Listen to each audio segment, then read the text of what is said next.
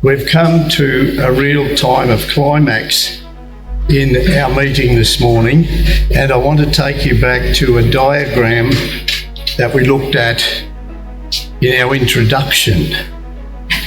And it traces the mould of prophecy from Daniel's image in Daniel chapter 2, and Nebuchadnezzar's image, we might call it, to the latter day standing up of the image upon its feet.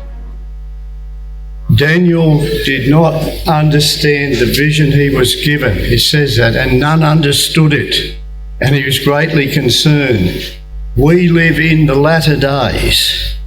We've gone over a period of 2,500 years since that vision was given, and we've seen the gradual bringing together of the parts of that image, and we're almost at the time of the end, when he would stand up against the Prince of Princes and would be destroyed.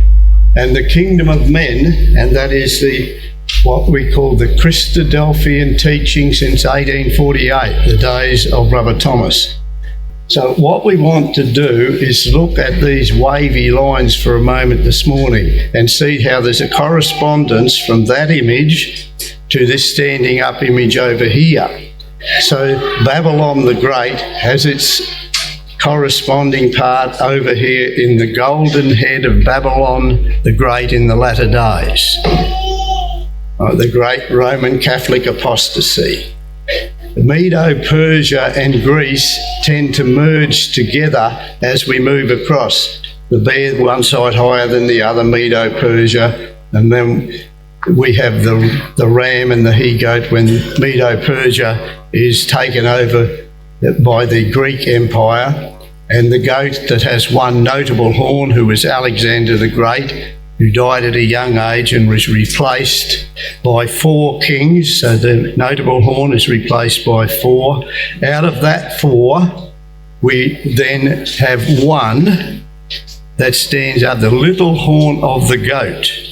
And we want to trace a little bit about the little horn of the goat, because the little horn of the goat is the main adversary of Christ at Armageddon.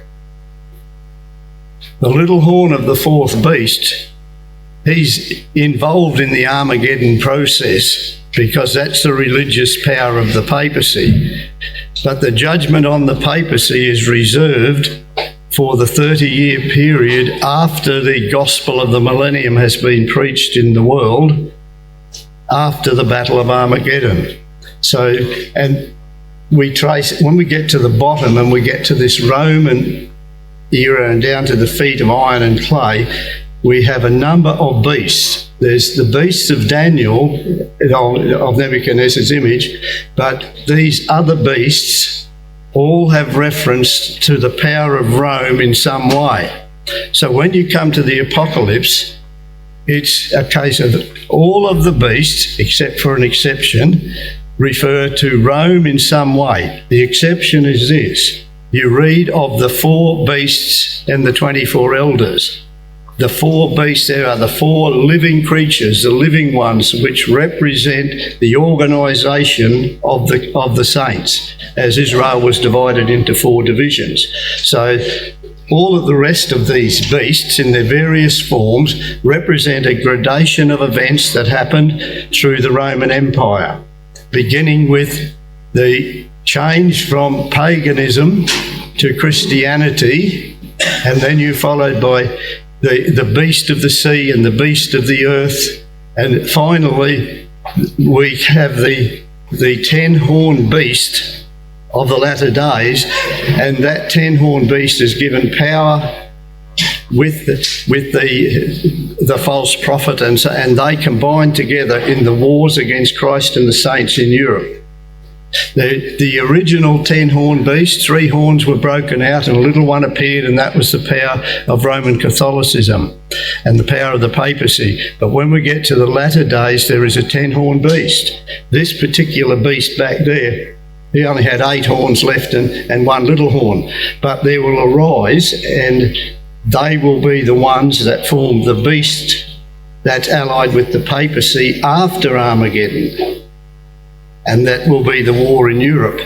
they will be involved in Armageddon because there are the three areas: the beast, the dragon, the false prophet.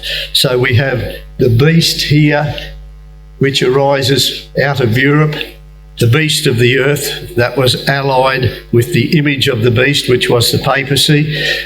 I don't want to confuse you with history too much. I'll just tell you this. If you want to get a fair grasp on this history, there's a book out there in the library. It's called The Course of Time, and it's written by Sister Beulah Edwards. And it, in a simple way, sets forth the history of Europe right through till the day in which she wrote the book. She didn't go a long way past that, and linked with the apocalypse and other prophecies, but primarily the apocalypse. So when we look at the history of Europe, it can be complicated, it can be huge and enormous.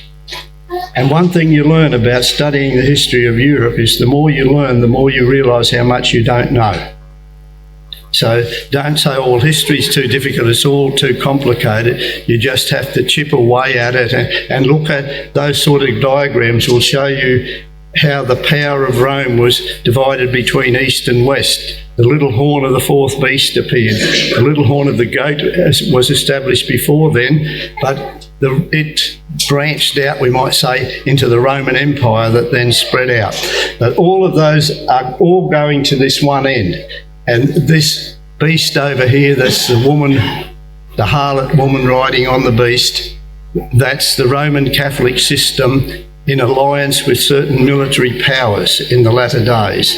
And they oppose the kingdom of Christ when Christ begins to establish his kingdom in Jerusalem. And so that's the climax that we're approaching right now in the age in which we live. We're sitting in here somewhere. The beast with the woman riding it isn't fully manifested, but we can see how it's developing in Western Europe. We can see how the little horn of the goat, which is the military power of the Eastern Empire, is making a resurgence, ready to establish itself in Constantinople as the king that's mentioned in Daniel 11. So all of these things, they're all coming together to fit that pattern.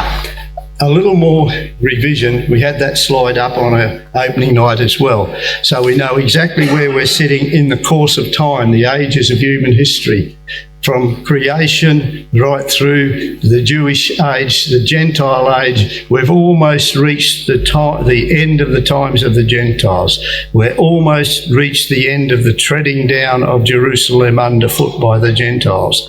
We're almost there. And what we've been talking about this week is that period of time where we're no longer here, we're moved and we become the immortal armies of the Son of God, engaged in that work. It's a work of conflict, the garments of vengeance we read about yesterday in our readings, clothed with the garments of vengeance. And the kingdom will be established. In Jerusalem it will begin. The message goes to the nations. The opponents in Europe, the Catholic system, the Pope, the armies that he can muster are in opposition, and they have to be overcome. And the education of a whole world then has to take place. And we have a responsibility when we become immortal saints for certain things that have to be done. And there's a period leading to the opening of the temple in the kingdom, which is a building and a preparation time. And once that temple opens, it's open 24 hours a day. And there are mortal Levitical priests there in the outer court part, in the inner court around the circular building. On the inside of the circular building there are the immortal priests who present the sacrifices on the altar on the top of the mountain. And that system is in operation, and people from all over the world are coming up there and they're being educated, they're being taught. The saints have a responsibility throughout the world for educating generations of children, for supervising what's happening throughout the whole earth.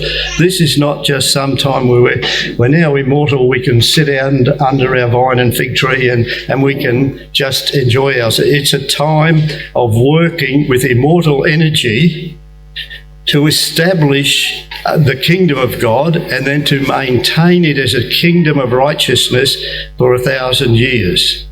And then beyond the 1,000 years, we don't know. But these things are not just theory written in a textbook. These things are absolute realities. And we quite often, in the business of this life and the cares and things that's happening around us, lose contact with those things. So what we're trying to do today is to make some sort of contact that is real and it's beyond the academic knowledge. And it motivates us to how we conduct ourselves in this life. In the time of the kingdom, we will be responsible for what we might call the welfare of the mortal population of the earth. We're in a training program now. How do we manage the welfare of brethren and sisters within the ecclesia? How do we manage the education system? How do we learn how to conform to what is required within particular ecclesias and their organisation? If we don't learn those things now, it's not going to be suddenly, oh, well, this will all be bestowed on me, I'll know what to do then.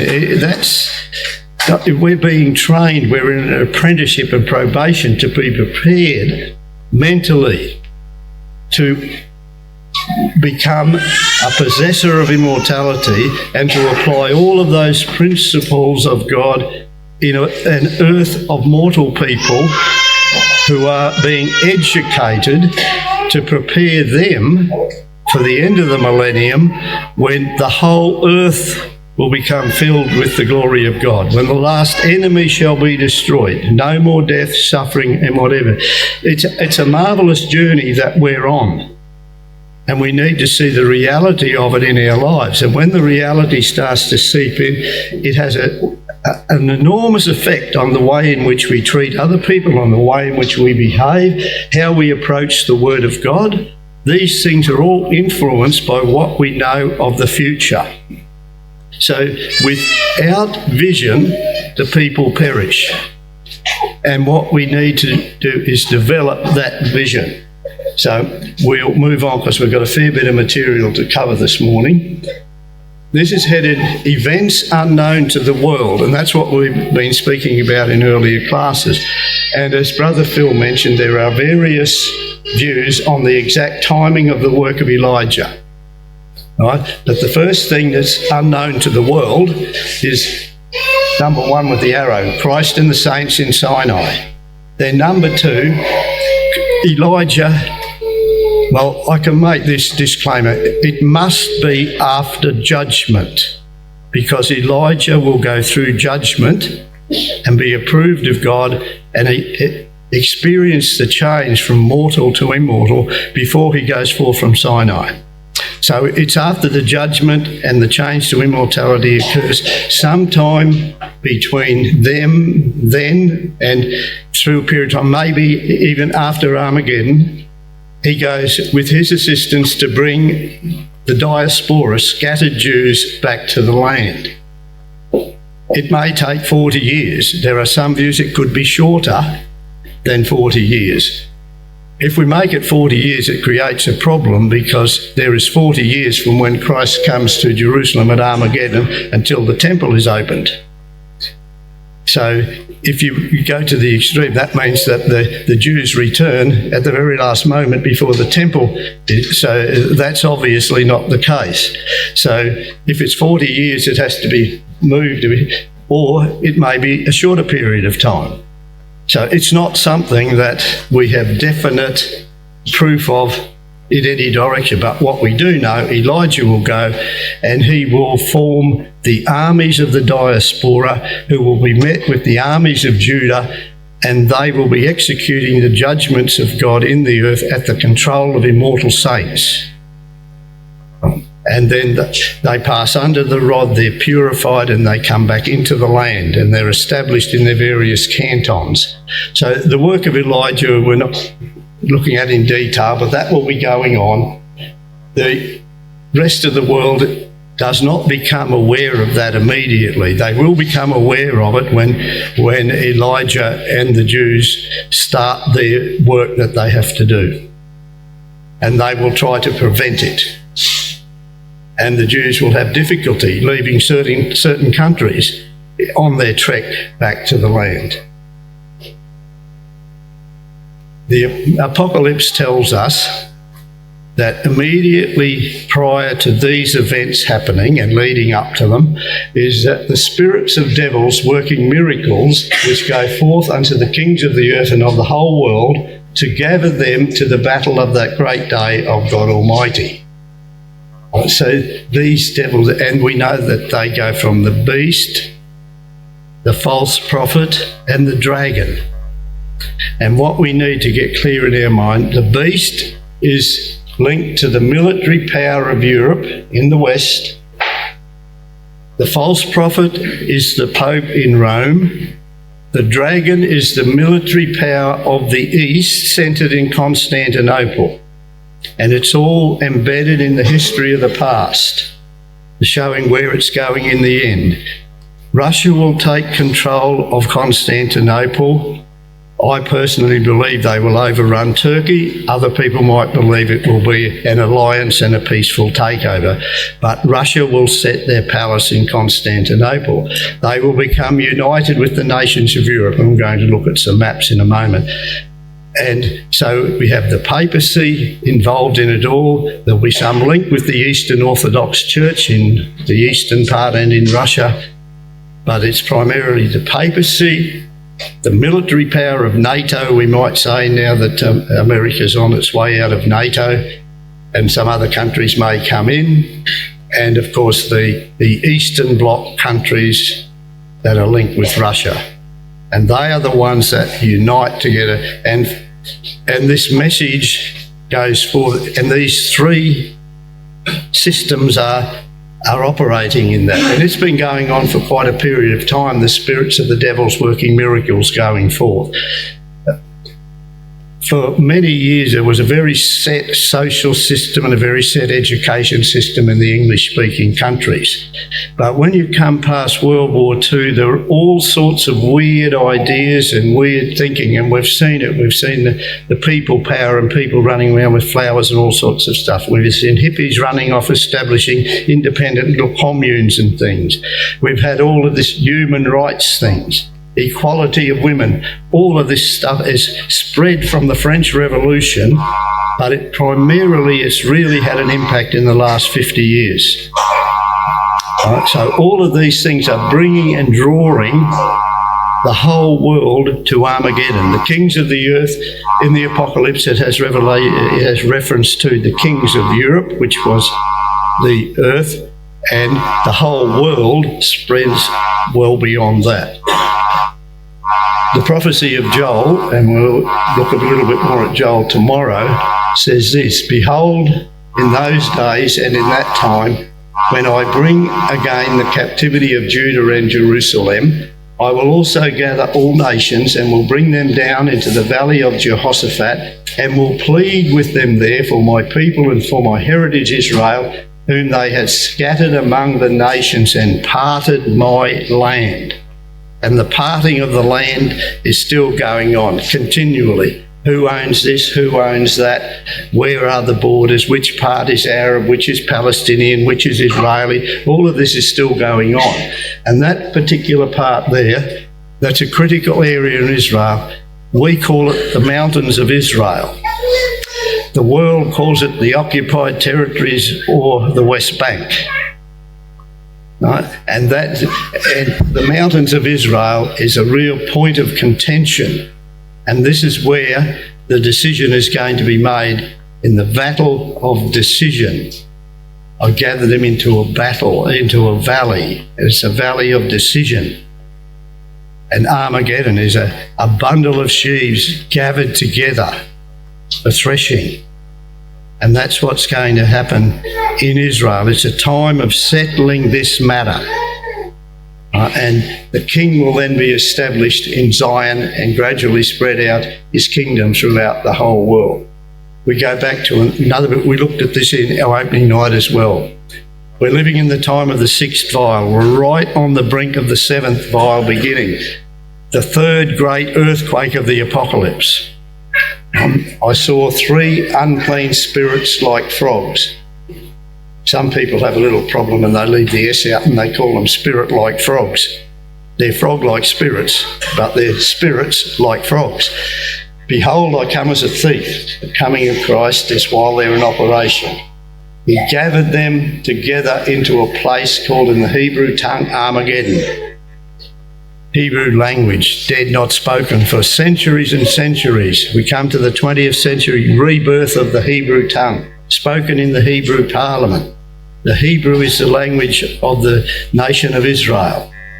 It's an amazing thing. There's no other language that has become a dead language to be revived as a spoken language. Latin, people don't speak Latin outside of the Catholic Church, and they used to read it, but in modern days they do it all in English or French or German, wherever they are. But there's still some Latin there, but it isn't revived as a speaking language among the population. But here's Hebrew, not spoken for many centuries. The Jews in Europe invented a language mixed with German letters and pronunciations and things, and they called it Yiddish. But Hebrew, it was written, but nobody conversed. So when Ben Yehuda is reviving Hebrew, if a car drove past, is there a Hebrew word for car? Is there a Hebrew word for steam train? Is there a Hebrew word for television set? He had an enormous job inventing new Hebrew words because the Hebrew language hadn't kept up with the modern equivalents. But that's just a little side issue. We looked at this slide. Blessed is he that watcheth and keepeth his garments, lest he walk naked and they see his shame. These are critical days. Now, we want to go back and look at this development of the little horn of the goat. And that's why we read Daniel 8. There'll probably be some people here who only have a vague knowledge of history. There'll be others who have an extensive, deep knowledge of history. But we have there, I'll get this thing going again. We have, is that working? Oh, there we are. That is the ram, and the ram is Medo-Persia, the Persian Empire. When Alexander the Great over here in the west, he was Alexander from Macedonia, over in the west, he was gradually gathering together his forces, and by a series of, they were incredible victories, he was able to defeat the Medo-Persian Empire. And when he lamented that there were no more worlds left to conquer, he died by some mysterious way. Some say he died because he overdrank and got drunken, but by some means we don't know why he died at a young age. And his kingdom was then divided. So we have there the conflict between the Greek power and the Medo-Persian. And the Greek power was successful in that. And so Alexander then dies. He is replaced by his 4 generals. And the kingdom is divided. And we have the kingdom of the Ptolemies down in the south. They're written there on the side. The kingdom of the Seleucids spread way across to the Indus River, somewhere over into that area, Pakistan, almost to India. And we have a couple of little places, smaller ones, over the 2 main ones. They became known as the King of the North and the King of the South in the early days. And we have 2 little areas over here that out of them one sprung up and became the power. We'll go through a couple more slides just to show you a few different maps. The boundaries of those 4 divisions were constantly changing because of conflict between themselves. That was in 301 BC. where the 4 divisions of that kingdom were. Now, the Daniel Expositor, this is very important information about this little horn of the goat. And it says this: the little horn of this chapter, that is chapter 8, developed out of the principality of Pergamos, often ignored by historians when treating with the events relating to the dividing up of Alexander's realm. And the reason for that is that the king of the north, the Seleucids, was very dominant, and the king of the south, the Ptolemies in Egypt, were very dominant, and most of the conflict revolved around the king of the north and the king of the south. And so you read through Old Testament history about the conflict between the two, and Israel caught in the middle, and especially the northern tribes, they made an alliance with this group, and then they made an alliance with Egypt, and then they got caught in the middle between the two, and this sort of thing was happening. And Pergamos was basically ignored. I said, often ignored by historians when treating with the events relating to the dividing up of Alexander's realm. Attalus I of Pergamon, BC 241 to 197, together with Thrace and Byzantium, they're in that same area up sort of around the Black Sea and across to Macedonia, that sort of area up there, they became allied to Rome. Rome was an emerging power in the West, which drew the growing empire of that city more directly into the east. Attalus III bequeathed his kingdom to Rome, which subsequently annexed it.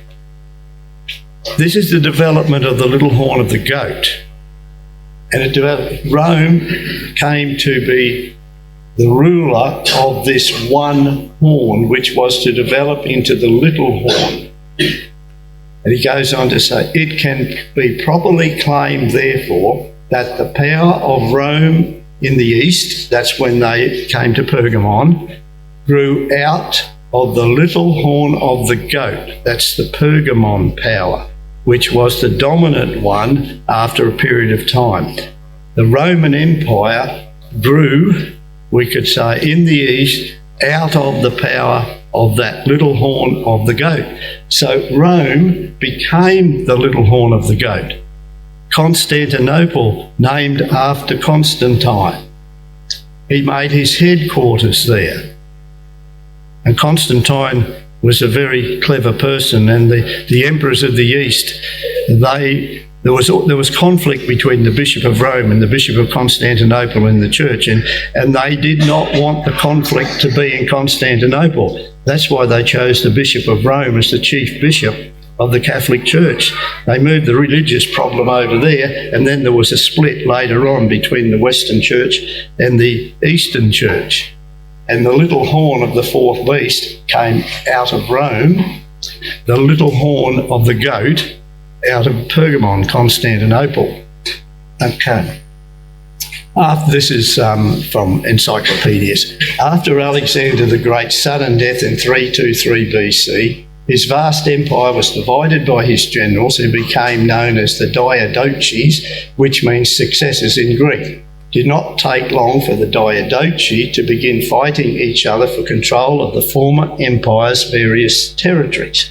The wars of the Diadochi lasted for several decades. Not all of the claimants managed to keep control of their territories, but those who did created powerful dynasties which ruled the Hellenistic kingdoms, that is Greek, the Greek kingdoms for almost 3 centuries.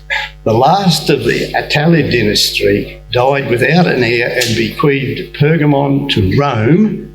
It began to decline under the Byzantine Empire. This is after the Roman Empire was fragmented. There was the Byzantine Empire in the east. The little horn of the goat continued there and suffered damage in the conquest of the Ottoman Turks. The Ottoman Turks then ruled that city until the early 1900s, when they were driven out in World War II, driven out of the Holy Land, and the river Euphrates is drying up. Right? By the 14th century, the city was in ruin and lay forgotten until the 17th century. And then you had a revival. Constantinople, an ancient city in modern-day Turkey that's now known as Istanbul, and it gives you the history of Constantinople because that is where the little horn of the goat was centred. And when you read Daniel 11 and it talks about the king, it's the king in Constantinople. The king of the south shall push at him, World War II, and the driving of Turkey out of Africa and Israel and other places back into the land of Turkey. And he was also shrunk down from the European side, but he was pushed by the king of the south. But at the time of the end, the king of the north shall come upon him. And when that happens, the king of the north, when he takes Constantinople, becomes the king. That's mentioned in Daniel 11. He is the power of the little horn of the goat. So you see how all of those prophecies, they come to link into what's happening now. The Ottoman Empire had shrunk right back by the pushing out of the land of the south. It's sitting there in the middle, the king in Constantinople. The power of the king of the north comes upon the king, and we're told in Daniel 11, he shall overflow and pass over. And we come into all the events that will happen leading up to Armageddon. But the little horn of the goat is a critical element in all of this. Okay. I had this map up last night just to show you something. I want you to look at that map. In Daniel 11, the English translation says that while Gog is in Egypt, that tidings out of the east and the north will trouble him. Now, where is Egypt? There's my little gizmo. There is Egypt, right? Alexandria, Cairo, I think that's what it says on the map. Yeah, that's Egypt. Let's go north from Egypt. Where do we end up? Kiev and Crimea and Ukraine. Let's go east. Where do we go? Now, hang on a minute. We're almost in Jerusalem, aren't we? Jerusalem is just slightly north of east. Where did Gog go when he gets his tidings? Immediately to Jerusalem. And my own opinion is that out of the north and east means out of a place that is just north of east. Something's happening in Jerusalem. He didn't go racing off up here to Constantinople and Turkey. He didn't go way across the Arabian Peninsula. He just went that little bit northeast. Because it just didn't seem logical when I looked at the map that where would the tidings out of the north come from, unless something dramatic was happening in the Mediterranean Sea or something. But it just seems that northeast or north of east is the most logical explanation of why he went to Jerusalem. And it would have something to do with the fact that he has bypassed Jerusalem down the coastal plain, and there is operations happening there, maybe by Tarshish and the young lions, we don't know. There's operations happening there to fortify Jerusalem, and they're a worry to him because he realises he needs to take that city to establish his power in the area. That's Turkey today. What was the huge Ottoman Empire, the river Euphrates, gradually dried up, and now there it is, a little trickle within its own banks, ready for invasion from the king of the north. And it's still the centre, you see, the centre of Turkey goes back to that little ancient place of Pergamon, the little horn of the goat. Russia comes to Constantinople, Russia becomes the little horn of the goat. And you know, it was the power of the little horn of the goat that crucified the Messiah, that crucified Christ, the power of Rome. And at that stage, they controlled Constantinople and the whole of that area, and they were the little horn of the goat power in that time. Okay. Sorry, I've jumped one slide.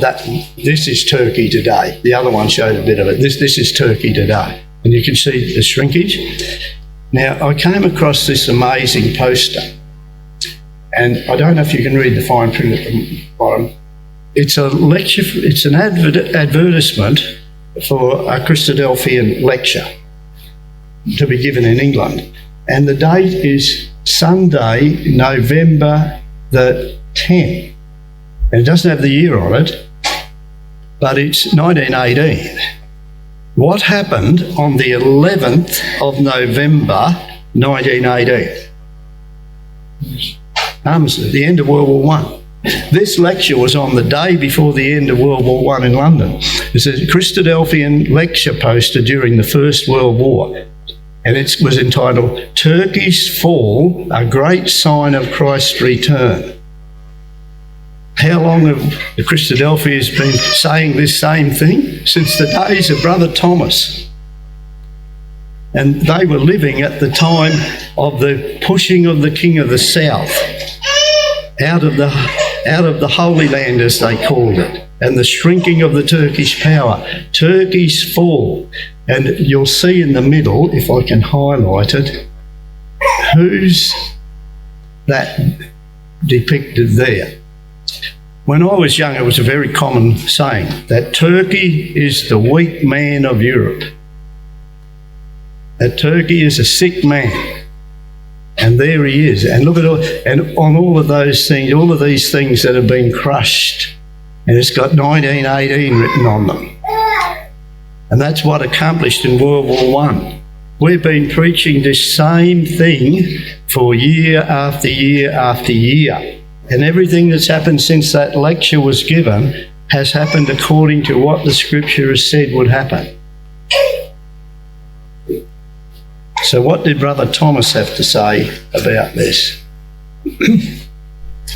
The water of the great river Euphrates, in like manner, represents the military power of the Ottoman Empire, which is dissipated by a process of evaporation and drying up, a gradual exhaustion so as to leave the channel of the river in the heart of the great city empty and devoid of all power to impede or interfere with operations developing in the southeastern recesses of the empire.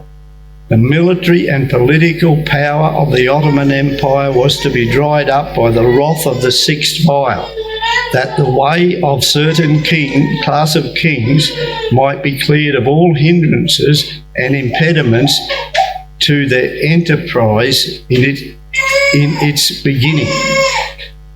The kings of the east, the kings of the sun's rising, the way of the kings of the east. And Brother Thomas explains it's the way into Europe for Christ and the saints to overcome the power of the little horn of the fourth beast and what remains of the beast power after Armageddon. So the way into Europe is open after the evaporation of the Turkish power. After the defeat of the little horn of the goat, the way into Europe is opened up for Christ and the saints. Okay, we need to move on. These are very familiar slides, just to remind us the red nations are allied with Russia, the blue are those who are opposed to Russia. Not necessarily that they wholeheartedly support Israel, but they are opposed to the Russian expansion. Now, down in that little bottom corner, when the next slide comes up, you'll see that I made a correction on it and didn't make it on this one, because I have deleted USA from the young lions of Tarshish. They fought a war of independence. No more king. They separated themselves from the monarchy of Britain. They did not heed the call of the mother lion in World War I or World War II or any time since. They are very independent.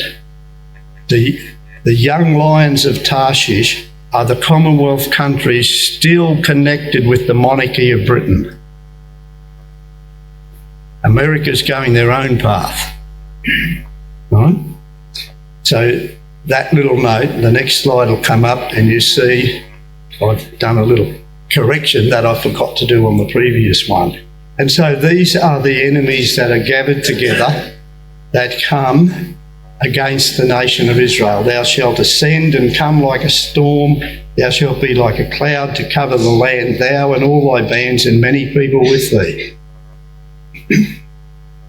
And this is Edom, Moab, the children of Ammon. It says, he shall enter also into the glorious land. Many countries shall be overthrown, but these shall escape out of his hand.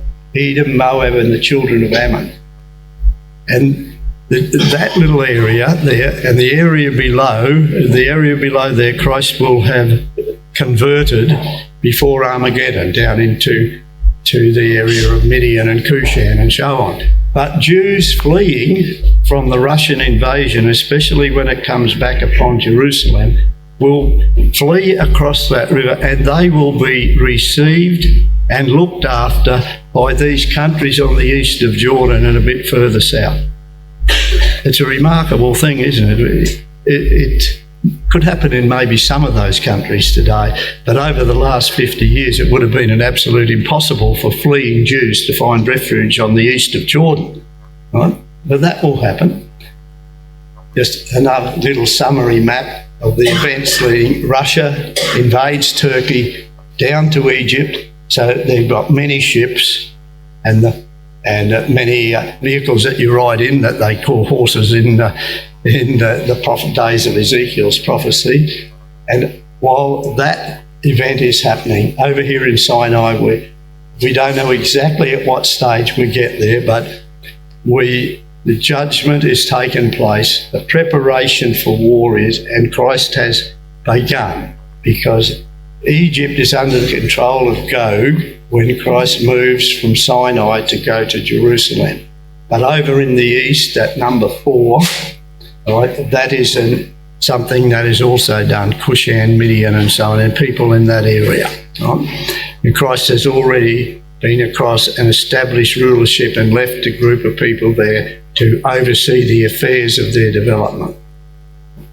And Daniel 11 verse 42 to 45 says, he shall stretch forth his hand also upon the countries, and the land of Egypt shall not escape, but he shall have power over the treasures of gold and of silver, and over all the precious things of Egypt. Libyans, Ethiopians at his steps.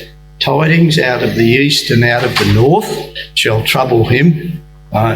Therefore he shall go forth with great fury to destroy and utterly to make away many. He shall plant his tabernacle, the tabernacles of his palace, between the seas, between the Mediterranean and the Dead Sea, between the seas, in the glorious holy mountain.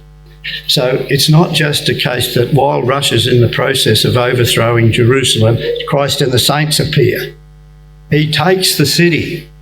He plants his tabernacles, his headquarters there, right? In the glorious holy mountain. There are Jews fleeing. There are Jews being taken into captivity. There is a group that is not cut off from the city. But the last little sentence comes, doesn't it? Yet he shall come to his end and none shall help him.